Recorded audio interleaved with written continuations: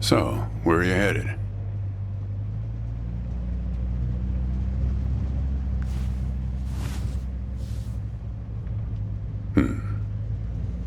Not the talkative type, eh?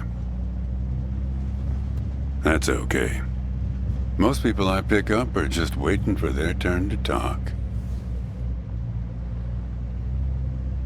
Want a raisin? They're from my farm. Sure. California still farms more raisins than anywhere on Earth. Yep, that's right. Some people don't have the slightest idea. Sure you don't want one?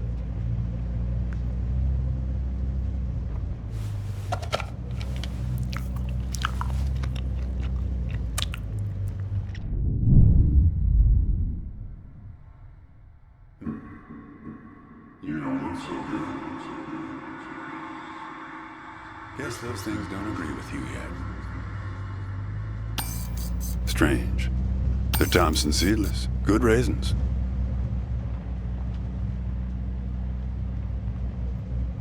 You want to know the clearest evidence that reality isn't real?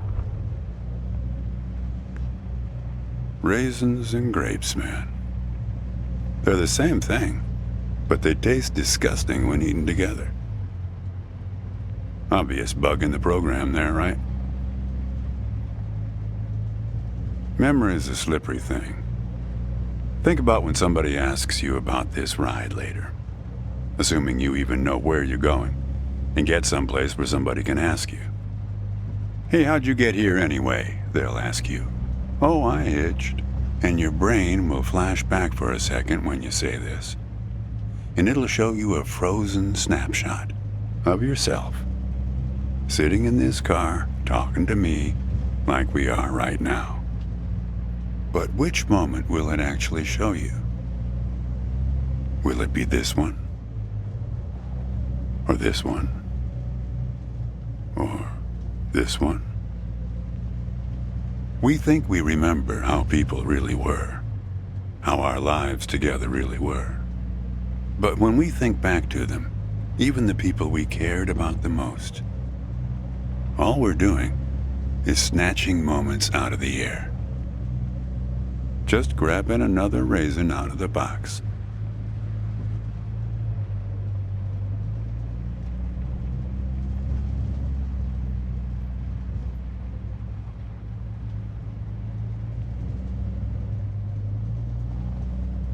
My wife.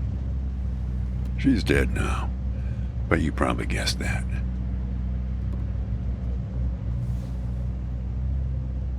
Thanks, but you don't look like you're doing so well yourself. Takes one to know one, right? I can always spot someone who's grieving along this highway. They usually stand on the road with a dazed look on their face and their thumb up in the air. No, I don't know you. Just know the type. My wife, if I'm totally honest with you, I don't really remember what she looked like. Remember everything about her. Just not her face. Some people have faces that are easy to remember. Doesn't seem fair.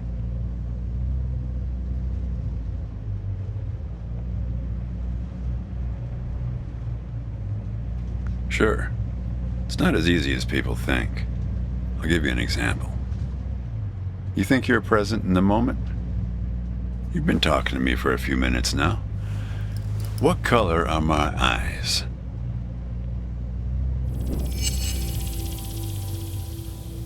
Nope. Well, like I said when I picked you up, some people are just waiting until it's their turn to talk. Hey, kid. Do me a favor and crack the window, would you?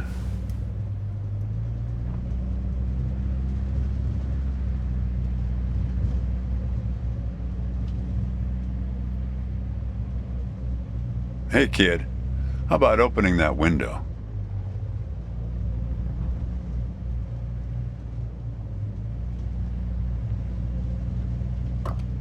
All right, have it your way.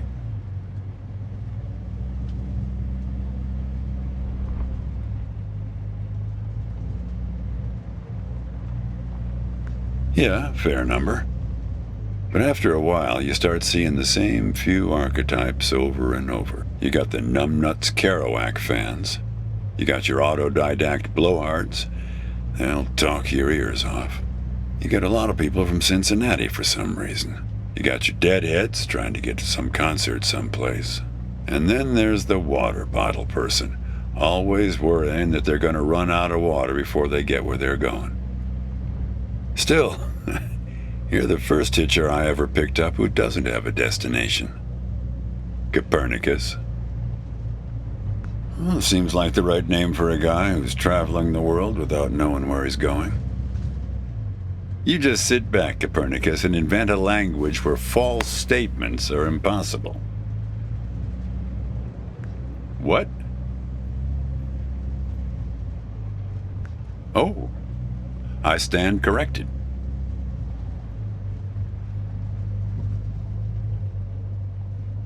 You know, when I was a kid, my brother and I used to drive our parents crazy on long drives like this. Our folks wouldn't let us listen to the radio in the car. So we used to make up these songs about food on long drives to pass the time. We had this one with about 30 verses, each about a different kind of grain. There was this one time when we passed a billboard for this new kind of bread, challah bread. In hell they have a hell a lot of challah bread. In hell they have a hell a lot of challah bread. In hell they have a hell a lot of challah bread. In hell they have a hell a lot of challah bread. Oh yeah, that drove Mom and Dad crazy. Come on, join in. In hell they have a hell a lot of challah bread. In hell they have a hell a lot of challah bread. In hell they have a hell a lot of challah bread. In hell they have a hell a lot of challah bread.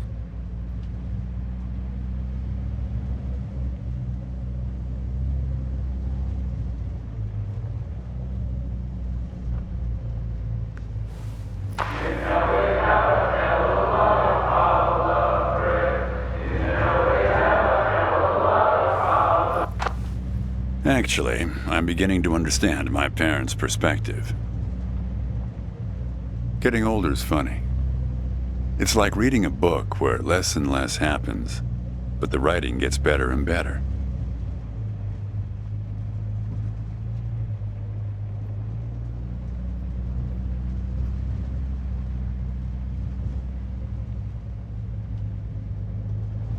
Thanks. I got it from an app. It's this app with philosophical sayings. My wife got it for me, to make me sound smarter. She had a way with words.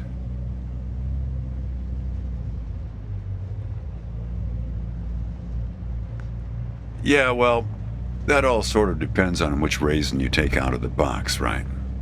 How you spin it. We were married for 37 years. People used to ask us how we managed, being married and all, working off the side of the road together, sharing a little trailer. The truth is, nobody knows if they're happily married. All they know is that it's the thing they've been doing every day for the last 37 years. It's not that simple, Copernicus. Life has a way of chipping away at that certainty. It'd be easier if you had a number assigned to you, a number from 1 to 100, printed on both your foreheads where you could always see it. It would arrive in the mail every year, right after you file taxes. Oh, we're a 71. That couple down the street, the Rosens, they're an 82 this year. Oh, I guess they have it a bit better than us. Some way of knowing.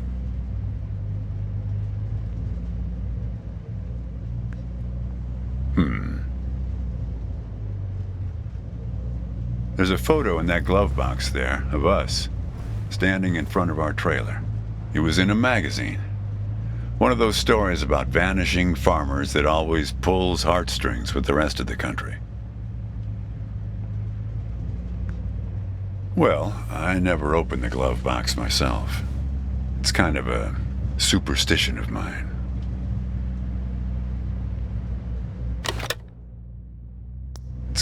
But help yourself.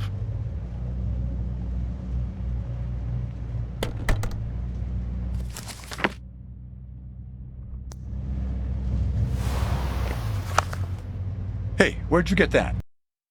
That's not her. And that guy there, he looks like you. I don't know. I was going to ask you the same question, Copernicus. Who gave this to you? Well, I guess it belongs to you. You'd better hold on to it.